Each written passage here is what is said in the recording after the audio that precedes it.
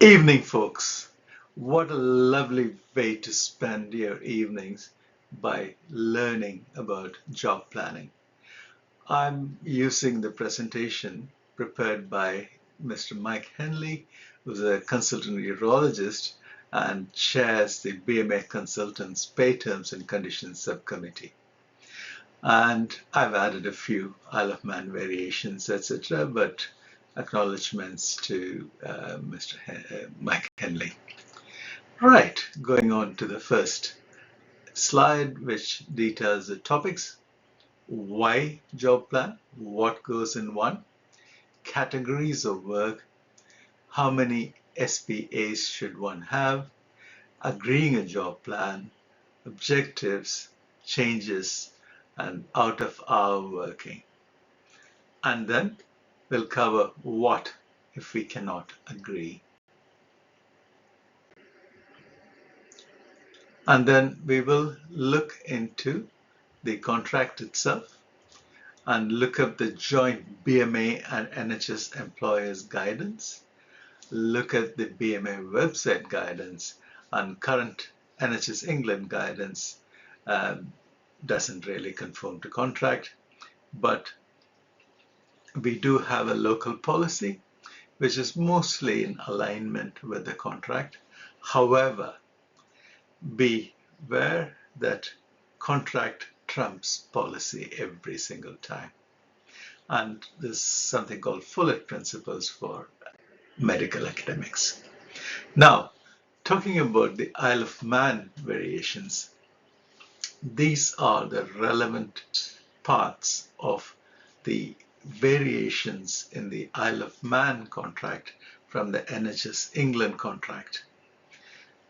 One, the Clinical Excellence Awards points are added into our salary scales, and therefore they are a contractual right. As you know, Clinical Excellence Awards in England have been converted into Clinical Impact Awards, and they're largely being phased out.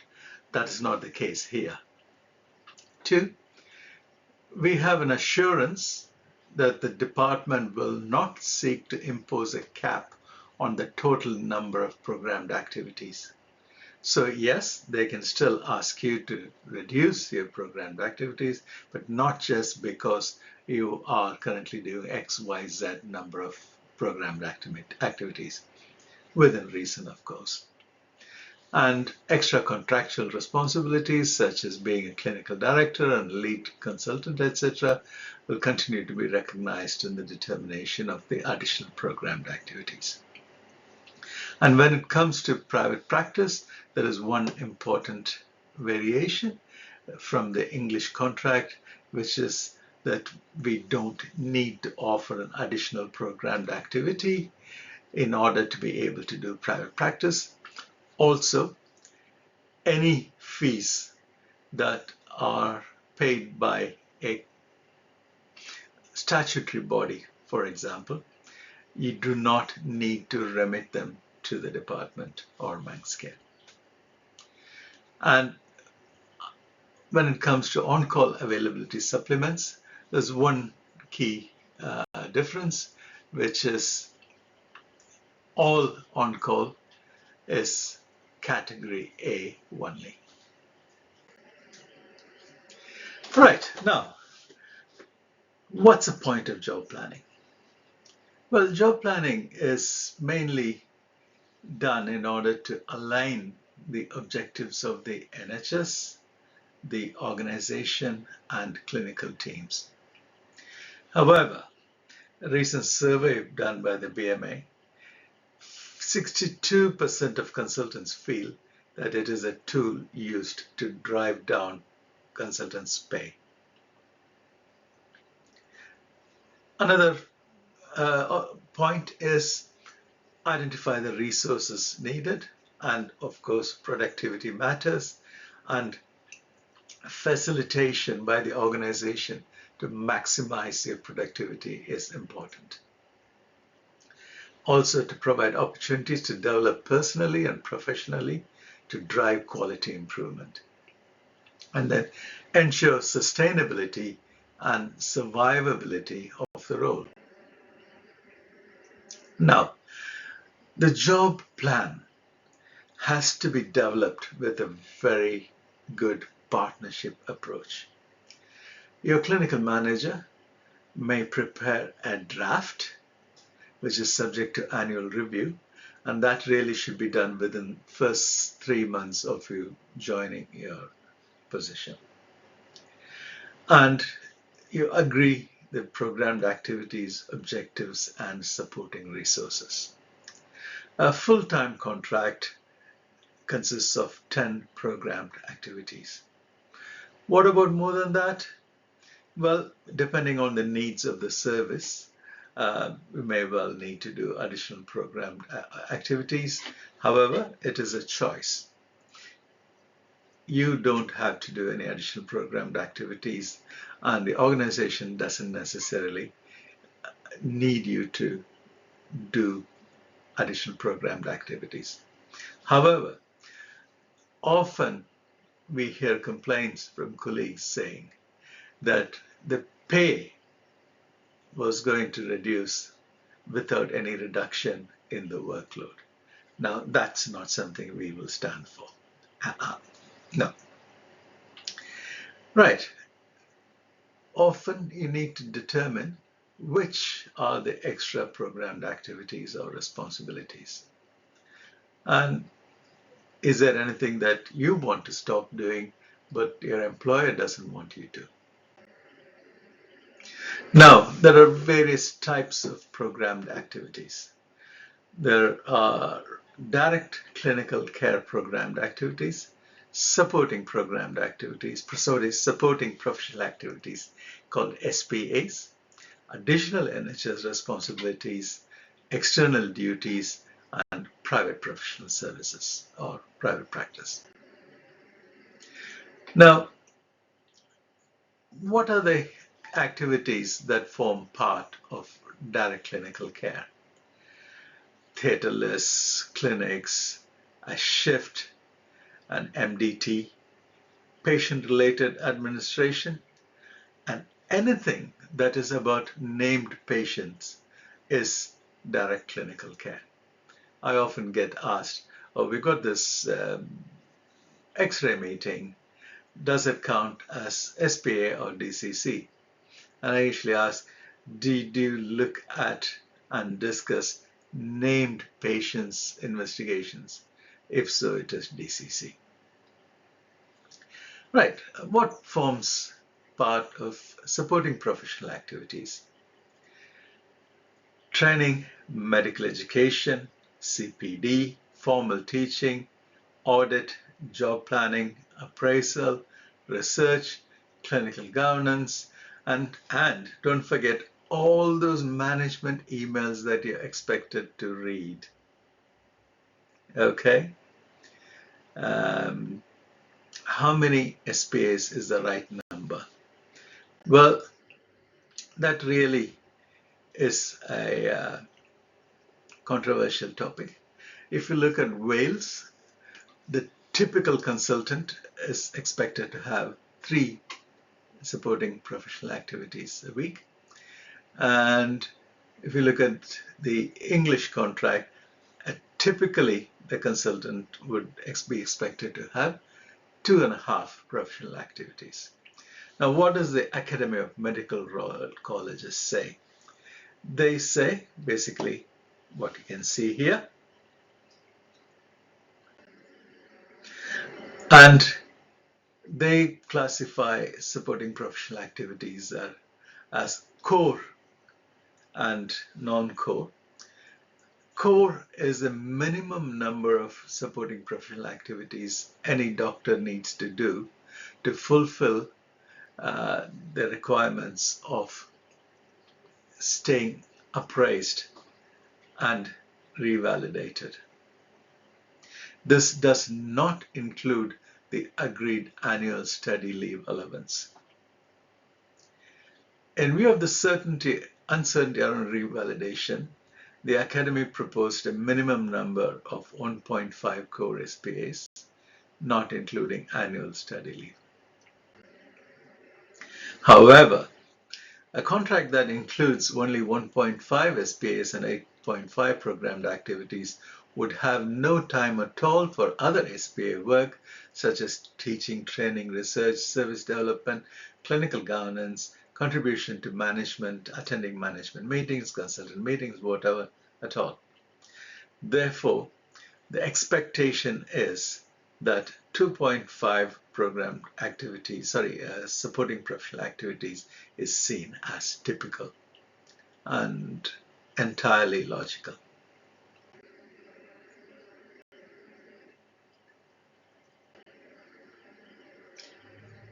Now, what if there are any problems with appraisal and revalidation?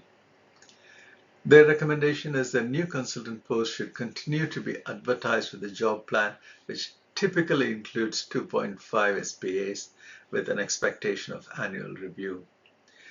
And they also say that if a consultant is employed with 2 or fewer SPAs, any problems with revalidation should lead to an urgent review of SPA allocation, not just beat the said consultant with a stick. However, this document hasn't been updated since 2010. And at that time, appraisal and revalidation were not in place. And also, the entirety of mandatory training was one fire lecture and annual CPR. What's a mandatory training requirement now? I'll leave you to think about it. And balance between the direct clinical care and other programmed activities will typically include an average of 7.5 and 2.5.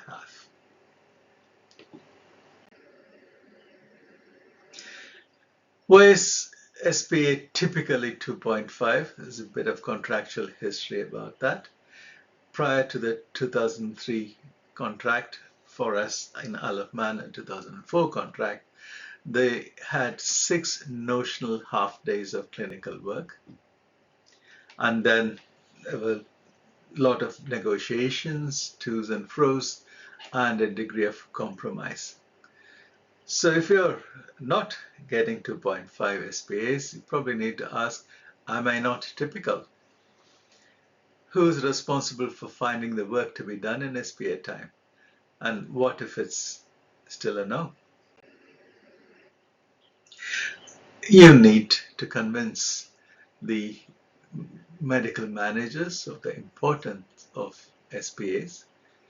They are the drivers of efficiency, service improvement, and productivity. They are the professional glue that provide job sustainability. Okay, now coming to additional NHS duties. These are special responsibilities not undertaken by a generality of consultants in the employment or employing organization. These are agreed between a consultant and employing organization and cannot be absorbed within the time that would normally be set aside for SPAs. These include being a medical director, director of public health, clinical director, a lead clinician, or one of any of myriad of additional responsibilities. Now, what are external duties? These are duties that are not included in any of the 3 previous definitions and not included in the definition of fee-paying services or private professional services, but undertaken as part of the job plan by agreement between the consultant and the employing organization.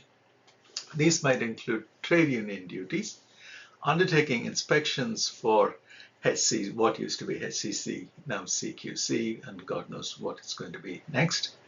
Acting as an external member of an AAC for your Royal College, undertaking assessments for PPA, previously NCAS, and reasonable quantities of work for Royal Colleges in the interests of the wider NHS, and reasonable quantities of work for a government department or specified work for the GMC, Again, this list of duties is not exhaustive. But external duties and additional energy duties need to be agreed, and they're not specified that either category will be unpaid. And if necessary, letters of support are available from the BMA. What about trade union duties? Do you know what an LNC is? Do you know what an MSC is? If you don't, you should know. Let's see what Plato says. The price good men pay for indifference to public affairs is to be ruled by evil men and women. That's my addition. So LNC, do you know what it is? Right. Now, paid time for trade union activities is a legal right. It's absolutely not SPA time. Keeping your head down is not enough. It is vital to attend your medical staff committee or similar. Not just trade union, but it covers all aspects of work. I think the medical staff committee can be the most powerful and productive committee in the hospital, and it's up to you and me to revive it or resuscitate it. Right, agreeing a job plan. The job plan is agreed between the consultant or the SAS doctor and their clinical manager or lead. That is one person. With the consent of the doctor, a manager, in addition to your direct clinical manager, who should be either your clinical director or lead consultant, can be present. But the actual agreement, the two parties who sign it, are you and your clinical manager. It is a prospective document. Is there a role for non-clinical management? I think so, but again, as I said, there is no compunction to have others in the room. Again, going back to a survey, 35% of doctors had never felt pressured or intimidated during job planning meeting. However, during the whole process, it comes down to only 1/3 who did not feel pressured. 2/3 did feel pressured. There is really no other sign off that's needed. And talking of team job planning, that is a misnomer. That is team service planning, i.e., can decide who's going to take a lead for what does an average, what are the priorities for the department, etc. But it doesn't preclude the need for an individual job plan review. And then there can be annualization and pseudo-annualization as well. Now, diary, what's the role of a diary? A job plan diary is a very powerful document. Often I hear doctors saying, oh no, I've been asked to do another job plan review, etc. Don't worry about it. Use it as your ammunition to achieve what you want your job plan to look like. Because this is a contemporaneous record of what actual job is done on the ground. Now, units of time, half an hour is a universally accepted unit of time. And diary, I would say try and keep a diary always. However, once a diary exercise is undertaken, you should undertake it for ideally 2 rota cycles. And once done, it can be used for subsequent years also, unless you've had new people join the department or the size of the department's gone down or there's been sudden major increase in workload, etc. Now, objectives. These are often overlooked or not updated. They must be basically reasonable, must be agreed by both sides, must reflect phases of a consultant's career, and not meeting objectives is one reason why pay progression may be withheld. And obviously ensure that you meet them, but don't overpromise, don't stretch the objectives, and have a think about what not to agree to. Now, what about resources and environment? Often, this doesn't feature as prominently as it should in job plan reviews. The consultant and their clinical manager will use job plan reviews to identify any potential organizations or systems barriers that may affect the consultant's ability to carry out the job plan commitments or to achieve agreed objectives. Now, I'll give an example. You do need appropriate assistance by other colleagues in the multidisciplinary team, and also secretarial colleagues and equipment, etc., etc. These are all resources, and you do need optimal environment to work into. All these need to be agreed, including office accommodation. Often, many of us conduct very sensitive conversations, communications, counseling with patients and their parents, etc. And you do need your private office space, even if it's conducted by phone. That's just an example. And the resources should be optimized to aid productivity, and employers need to 100% support this.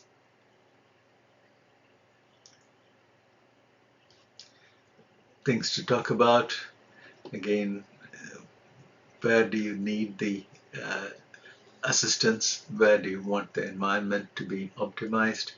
Porters, pre-op assessment, office space, provision of a real personal assistant, junior and staff grade support. Right. Now, workforce patterns are changing and have changed considerably since the introduction of the new contract. And the other terms you'll keep hearing would be plain time, premium time, unpredictable on-call, predictable on-call. And the definitions are right here. I'm sure you've seen it. These are contractual definitions. And predictable emergency work is that emergency work that takes place at regular and predictable times, often as consequence of a period of on-call work, like post-take rounds, for example. And these should be programmed into the working week as scheduled programmed activity. Unpredictable emergency work arising from on-call duties is work done on call, and the best way to calculate the time spent would be to use, actually, for everybody participating in the rota to diarize their activity. And then if you're doing resident on call, etc., premium time comes in as well.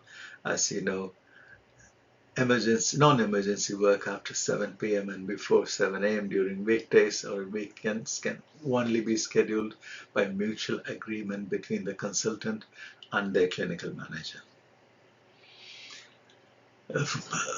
Examples include Saturday, Sunday ward rounds.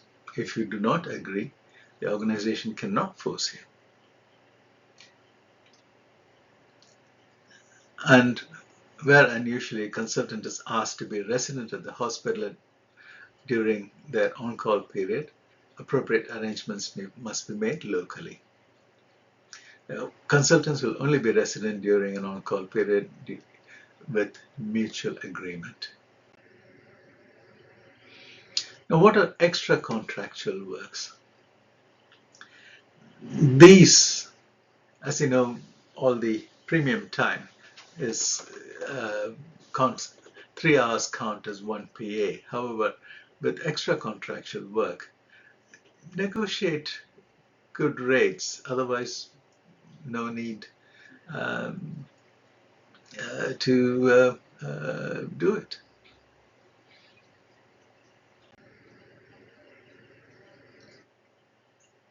Right. What about post on-call treatment? What's your activity after on-call? Extra contractual premium pay is 1/3 enough. Take off time in lieu. Consider that. You could consider stopping extra contractual work. You can consider stopping premium time extra contractual work and staying full time. A lot of options. Value your time. Any work that is out of hours is only by agreement, and LNCs can set the rates they advise members to regard as the minimum. LNCs can be supported by the BMA. Right, changing an existing job plan. Either side can ask for a job plan review at any time.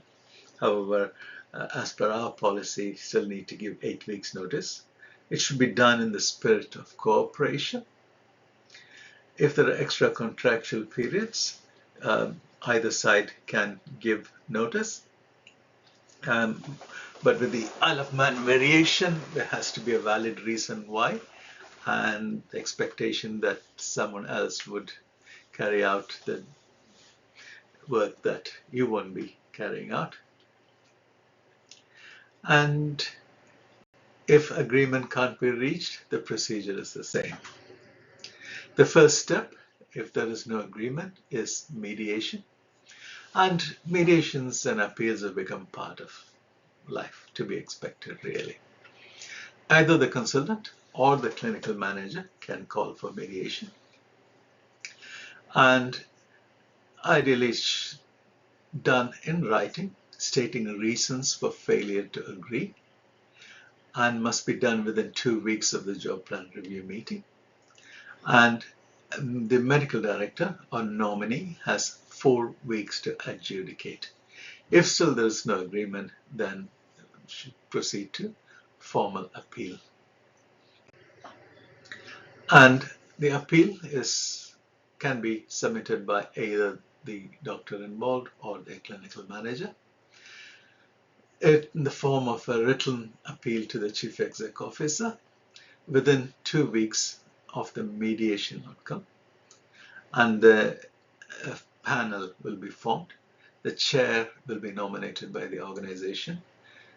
One consultant or SAS doctor will nominate one panel member, and the third person would be from a central list, which is a mixture of some management and some BMA, etc. And the doctor can challenge the choice of the third person, and of course your union, particularly BMA, will provide full support.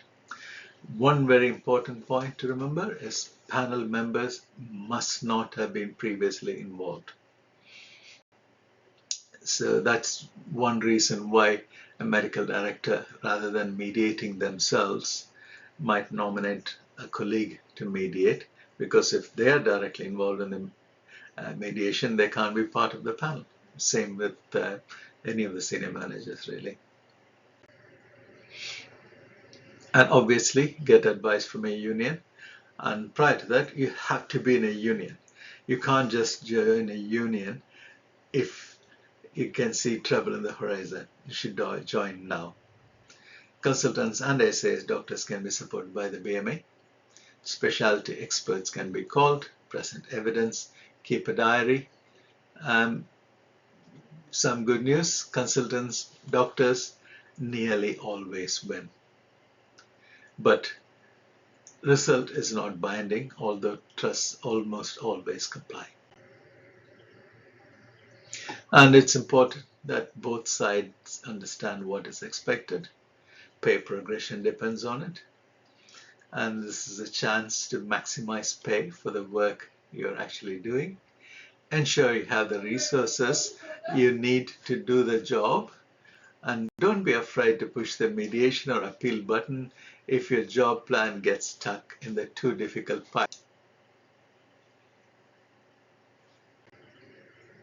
Right, for further information, you can scan either of these QR codes. This one on the left is a BMA guidance on job planning, and one on the right is job planning policy of Isle of Man.